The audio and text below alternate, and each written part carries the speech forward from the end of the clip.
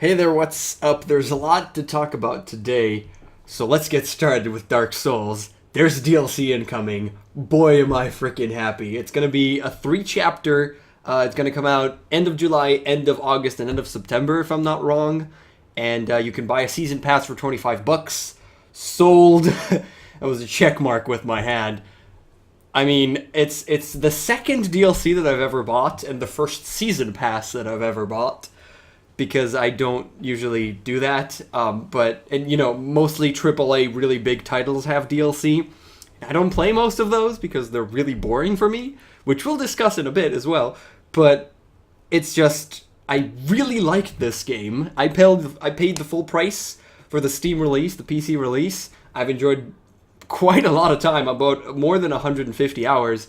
And then I thought I was kind of done, but then they announced the freaking DLC, and I'm like, fuck yeah, I want more content. It's basically more content, and and they are patching the game. I follow the Reddits, and I follow the hate for most of the PvP horrible strats, and they're patching the game, they're working on it, and I'm enjoying it. And I thought I was done, because I pretty much did everything there is to do in the game, but then they announced the DLC. And I'm not entirely sure how the DLC will work, but what I do know is that my main character is at New Game Plus Plus. And I do not want to experience the new content in New Game Plus Plus with a decked out character, which is decked out but still at New Game Plus Plus, which is it's difficult. So I want to have a character in New Game waiting for the DLC, which means I have to make a new character and then get there, do everything that's possible to do in the game. Again, clearly way easier and a lot more fun because I can skip some areas and I'm not scared of anything. But it's fun. It's fun to go through it and get some couple of different builds and wait for the DLC as it comes the end of July during TI and a lot of other stuff. But, it'll wait a little bit, but I bought it. I'm happy I wasted money. Trivia, the first DLC that I've ever bought was Tiny Tina's Assault on Castle Dragon something? I'm not sure. The Borderlands one. There was a season pass for like 15 kajillion DLC that they made, and I just didn't really want any of that at all. I actually got the game when I bought my GPU, my graphical processing unit, my graphics card. So I just got the game with it because it was a pretty cool buy. And I really, really enjoyed Borderlands. I love it, but I don't want more of it. I'm done. I mean, at some point, it's just shoot stuff, and it doesn't really get newer or better.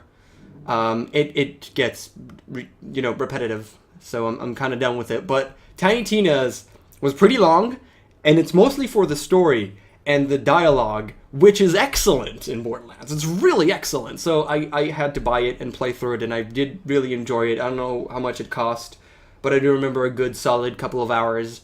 It was worth it. So those are the only 2 DLC that I've ever bought. All right? Ever. Okay. So that's that. That's Dark Souls and anything else. And now Dota. Let's talk a little bit about Dota. The summit was just up. It was great. It was a lot of fun because it had the really good feel of, everyone was there at the LAN party and all kinds of, that was a bird. I don't know if you heard it, but it was very loud. It was kind of, everybody there in the same house, and they brought out all the interviews and all the pictures came out and the videos came out of the everybody in the house, and it was a lot of fun. Also the on the couch, the casting on the couch, they could hang out and bring different people to do casting, and Puppy No Tail is freaking awesome. That's a phone call that we will ignore completely and close the door. We'll just ignore that until it goes away. So it was really great. Some of them were really boring, specifically the 1v1 tournament. Let's talk just for 1 second about 1v1. Why is that still a thing? Who cares? It's so boring and dull and doesn't mean anything. It's a team game, so 1v1, yeah, just mid, see who's better in technical terms. That's important and that has value, but watching it is boring, so boring. And especially some of the casts, specifically the people who did the casting. I think the one that I watched that was so dull was Arteezy and 2 other people. I'm not dissing Arteezy, he's a wonderful player, but don't cast. It was just it was boring. It was really dull. And 1v1 is just not interesting. And the only interesting thing there, I guess, is that FY won. And I am spoiling that. I'm not going to spoil who won the summit, but I am spoiling the 1v1 tournament, because screw you if that's a big spoiler. Ooh. FY is a support player, and he beat everybody. That just goes to show you that support players are the best. Yes, and done with that. It was a really good tournament. It was interesting to watch it throughout, and I really enjoyed it. And just more and more and more and more and more and more and more hype for TI. Oh my god! All right, yeah, we're also over 9 million. I'm not sure exactly right now because I didn't check in the last 20 minutes, but we will probably pass the 9.132 million, which is the entire amount of money that we've ever had for all the tournaments since Dota 2 began. Okay, there's been, in these 3 years, and it is 3 years because it's TI1, a whole year to 2, a whole year to 3, and a whole year now to 4, so it's considerably 3 years of Dota 2. We've had 180 tournaments, according to Esports Earnings, which is a pretty reliable site. 130 tournaments, $9.132 million! All right? And now, one tournament will pass all of that. And that's immense. That's insane, and I don't have much to say other than but what I would like to point out is that if we go over 11, and I don't know if it'll happen, you know what, I don't want to say anything. I don't know if it'll happen or not. But if we do pass about 11 point something, I don't know, we'll actually be passing StarCraft 2, all of the competitions ever done with StarCraft 2. I'm actually not sure if it's only StarCraft 2. I'm pretty sure StarCraft is a franchise there. I'm not entirely positive. I'm pretty sure it's StarCraft 2, though. But that has about 11 million, but the amount of tournaments is like 2,000? It's like 2,000 tournaments, because that game has been running for a long time when there's a cajillion freaking tournaments. And that is actually more insane. The difference of one tournament having more prize money than 2,000!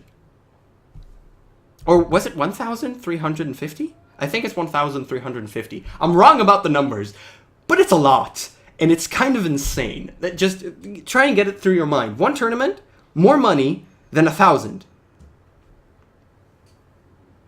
Boggles the mind, at least for me. I don't know. It's just pretty insane. We'll see if we'll reach it, but we've already reached. I mean, it's not really important the semantics of, a million or two. It's not really important, and I'm also terrified for the players because fuck everything that's been done so far. You'll be playing, last year, playing for $1 million and something dollars. You're playing for literally, if we reach I think it's 9.8 that we need to reach. I'm not going to do the math now, but it's almost 5 times as much money, which means that the original sum is 1 million. That means that it'll be 5 million. Actually, no, we've already passed 5 millions. We're already times 5. We're between times 5 and times 6. So each player, considering it all goes to the player, and I'm pretty sure that it does all go to the players, at least from what I'm aware of, might be wrong here, but every player $1 million. Every player! That's insane! That's more than $1 million. And it's just, I'm scared I feel bad for them, because playing for that, I can't imagine playing for $100,000, but playing for $1 million for just you, for each individual player, I feel bad for them. That's all I can say. Party hard. Go on, let's do this. I'm kind of speechless. I don't know what to say. It's insane. The last thing that we have to talk about, it's a lot. I have a big list today. Is E3, which is actually, I think it's about 30 minutes from now. The first press conference, Microsoft press conference is coming up. And I just want to point out, the press conference we're going to see, as much as I can. It goes into the night because it's US, whatever. See here and there. It's not the most interesting thing in the world. Probably going to be some major flops and retarded moments and stupid shit happening, which is fine. It's standard. But if I take E3 as a whole, most of the things there do not interest me at all, because most of the things are giant AAA titles, which are, the same action thing that you've seen a cajillion times before, with not a lot of there's very little IPs, there's very little new stuff that are radically different. Even, a whole new IP that you've only seen a trailer last year, it's still just kind of an action game that's kind of, it's action-y, and it's going to be very easy and not have anything amazing mechanically.